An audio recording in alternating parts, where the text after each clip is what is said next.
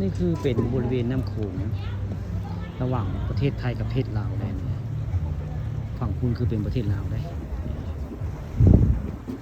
ในขั้วประเทศไกลก็คือเป็นประเทศลาวเรียงไปก็เป็นมีภูเขาสูงเนาะมีภูเขาได้ก็คือเป็นประเทศลาวได้มาฝั่งนี้ก็คือเป็นฝั่งไทยได้จำบ่ายมันนี้พากันของผสมมาเที่ยวบริเวณน้ำโขงได้น้ำโขงนครแล้วก็มี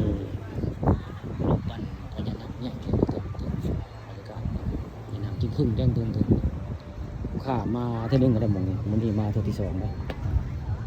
มาครั้งที่สองแล้วคนกะมาลายพอสมควรได้คนมาลายได้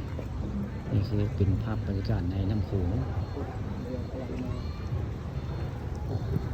เรือพระเจ้ามาจะเที่ยวคนละพระเจ้ามาจะเที่ยวเรือพระเจ้ามาจะเที่ยวเมืองลาวได้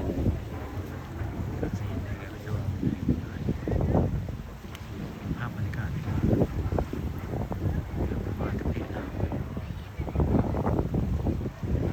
เที่ยวลาวอ่ะนี่แล้วคือเรือประเทศลาวครับ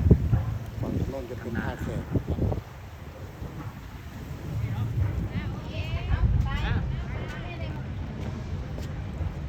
กันหลายได้บ่นี่ในบริเวณน้ำไม่เห็นนะอยู่ล่าง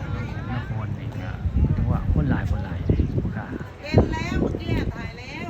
มาแล้วครับผู้ชมก็ได้มีโอกาสเอาภาพในบริเวณน้ำโขงมาให้เบิ่งมาชมน้องบรรยากาศคักได้คนกันหลายอยู่ได้หลายบ้านหลายเมืองมาเที่ยวระหว่างภาคไทยลาวน้ำโขงไว้ไงเรือ